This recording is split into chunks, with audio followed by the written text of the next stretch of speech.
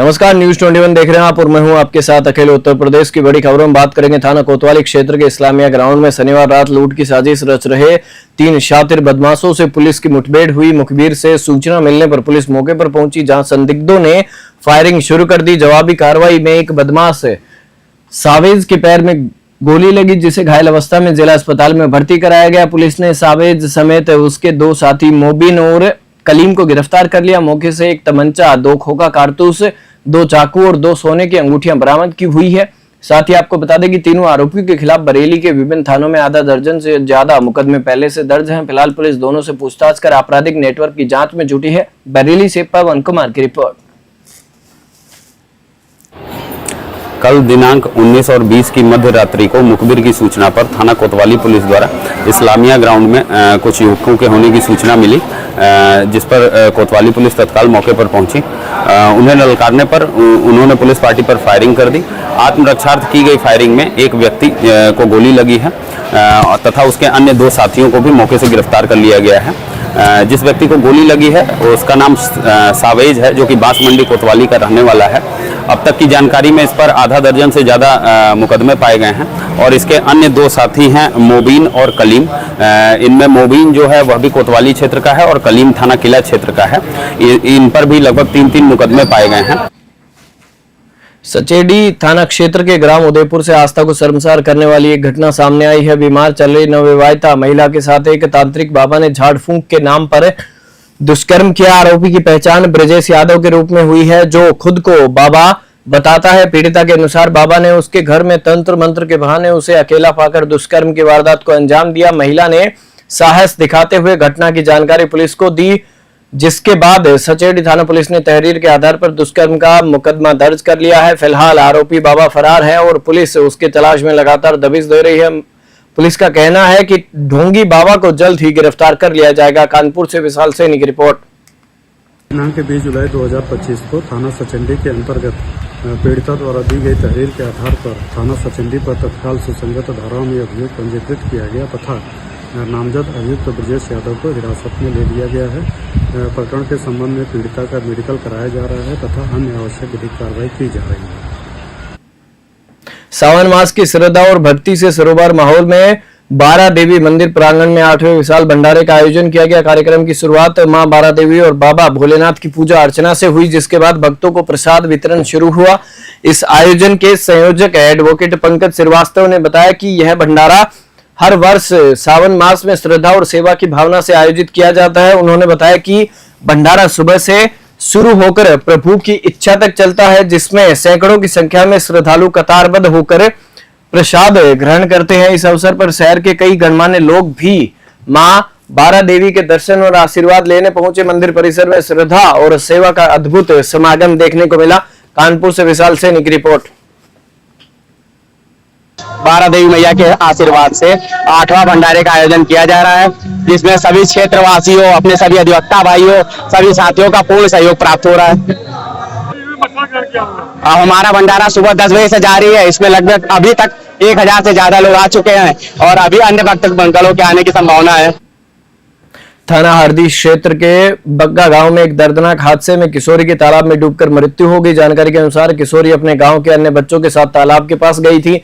इसी दौरान नहाते समय वह गहरे पानी में चली गई और डूब गई। तालाब किनारे मौजूद बच्चों ने जब किशोरी को डूबते देखा तो उन्होंने तत्काल उसके परिजनों को सूचना दी। सूचना मिलते ही परिजन मौके पर पहुंचे, लेकिन तब तक किशोरी की मृत्यु हो चुकी थी। तालाब में तैरते हुए शव को पुलिस ने ग्रामीणों की मदद से बाहर निकलवाया और पंचनामा भर पोस्टमार्टम के लिए भेज दिया। पुलिस मामले की जांच में जुटी है। प्रथम दृष्टया मामला हादसे का लग रहा है, लेकिन सभी पहलुओं की जांच की जा रही है। बहराइच से राहुल वर्मा की रिपोर्ट।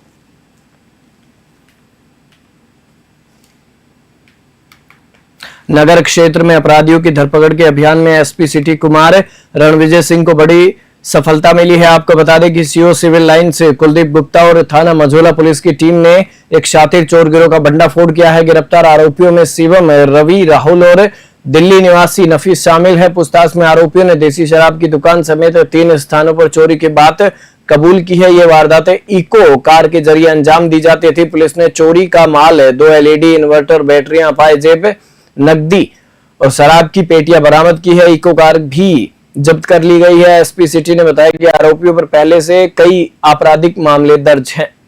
मुरादाबाद से ब्यूरो रिपोर्ट। थाना मझौला क्षेत्र में न्यू मुरादाबाद चौकी क्षेत्र में तीन घटनाएं हुई थी। 2 चोरी की घटना घरों में हुई थी और एक शराब के ठेके में चोरी हुई थी। घटना स्थल का निरीक्षण मेरे द्वारा सीओ सिविल लाइंस के द्वारा बाकी अन्य अधिकारी द्वारा किया गया और सीओ सिविल लाइंस ने अपनी पूरी टीम को इसमें लगाया। एसएचओ मझौला और बाकी सारी हमारी जो क्राइम की टीम थी और इन लोगों ने बहुत त्वरित कार्रवाई करते हुए इस गैंग को पकड़ा है। ये एक अंतर्राज्यीय गैंग है जिसमें कुछ लोग दिल्ली के हैं और कुछ लोग हमारे इधर यहाँ मुरादाबाद के भी हैं और जनपद बदायूं के हैं। बेसिकली ये गैंग है। अभी कुछ दिन पहले ये सभी जेल से बाहर निकले थे और ये रेकी करके मोहल्लों में पहले जाकर देखते हैं कि किन किन घरों में ताला लगा हुआ है और फिर जाकर के वहाँ जब ताला लगा होता है तो ऐसे घरों को ये निशाना बनाते हैं देर रात्रि में।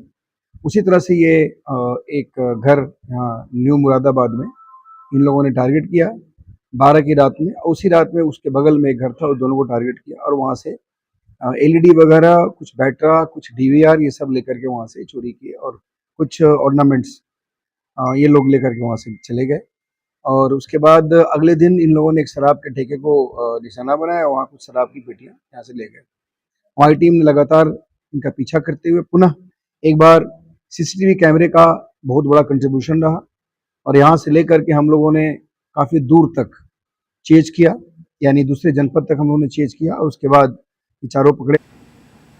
थाना भोजपुर क्षेत्र के बस स्टैंड रोड स्थित हाईवे किनारे संचालित रुखसार नॉनवेज होटल पर रविवार को विश्व हिंदू महासंघ भारत के कार्यकर्ताओं ने जमकर हंगामा किया। हिंदू संगठन के अनुसार सावन माह में कावड़ यात्रा के दौरान हजारों श्रद्धालु हाईवे से गुजरते हैं। ऐसे में नॉनवेज की बिक्री धार्मिक भावनाओं को आहत करती है। कार्यकर्ताओं ने होटल से काफी मात्रा में पक्का और कच्चा मांस साथ ही फ्रीज में रखा मांस बरामद किया। इसके बाद उन्होंने पूरे सावन महीने के लिए होटल बंद करने की मांग की। सूचना मिलते ही पुलिस मौके पर पहुंची और स्थिति को शांत करवाया। पुलिस ने हिंदू संगठन को उचित कार्रवाई का आश्वासन दिया। फिलहाल पूरे मामले को लेकर स्थानीय प्रशासन की सक्रियता पर नजर बनी हुई है। मुरादाबाद से ब्यूरो रिपोर्ट। मेरा नाम वीरेंद्र कुमार भारती है, मुरादाबाद मंडल अध्यक्ष विश्व हिंदू महासंघ भारत। आज कार्यकर्ताओं के साथ भोजपुर थाने पहुंचे हैं, क्या मामला है? भोजपुर थाने में पिछले कई दिनों से मेरे पास सूचना मिल रही है, यहाँ पर सावन का माह चल रहा है। माननीय मुख्यमंत्री के दिशा और निर्देश अनुसार कोई भी मांस की दुकानें सब बंद है पूर्ण रूप से, लेकिन यहाँ पे थाना भोजपुर के मात्र 50 मीटर दूरी पर मांस की दुकान चल रही है, होटल रेस्टोरेंट। थाना जहांगीराबाद क्षेत्र के पिपेरा गांव से 3 दिन पहले लापता युवक संजय का शव खंडहर से बरामद हुआ है। पुलिस के अनुसार शव जमीन में गड्ढा खोदकर दबाया गया था। मृतक संजय 17 जुलाई से लापता था। परिजनों द्वारा गुमशुदगी दर्ज कराई गई थी। सूचना मिलने पर पुलिस मौके पर पहुंची और खंडहर की खुदाई में शव बरामद हुआ। गांव वालों का कहना है कि संजय अक्सर स्थानीय लोगों के साथ जुआ खेलता था। घटना वाले दिन भी उसे जुआ खेलते देखा गया था। पुलिस ने शव को कब्जे में लेकर पोस्टमार्टम के लिए भेजा है और मौके पर फोरेंसिक टीम भी पहुंची और साक्ष्य जुटाने का काम जारी है। फिलहाल पुलिस हत्या की आशंका के तहत जांच में जुटी है। गांव में घटना के बाद से सन्नाटा पसरा और दहशत का माहौल बना हुआ है। बुलंदशहर से सरोज खान की रिपोर्ट। दिनांक 19 जुलाई को थाना जंगीराबाद के ग्राम पिपहरा निवासी संजय उर्फ बिल्लू पुत्र वासुदेव उम्र 34 वर्ष के मिसिंग होने की सूचना उसके परिजनों के द्वारा दी गई थी। सूचना पर तत्काल गुमशुदगी दर्ज करते हुए मिसिंग संजय की तलाश प्रारंभ की गई। खोजबीन के क्रम में आज संजय का मोबाइल फ़ोन गांव पिपेरा के बाहर एक खेत से बरामद हुआ है।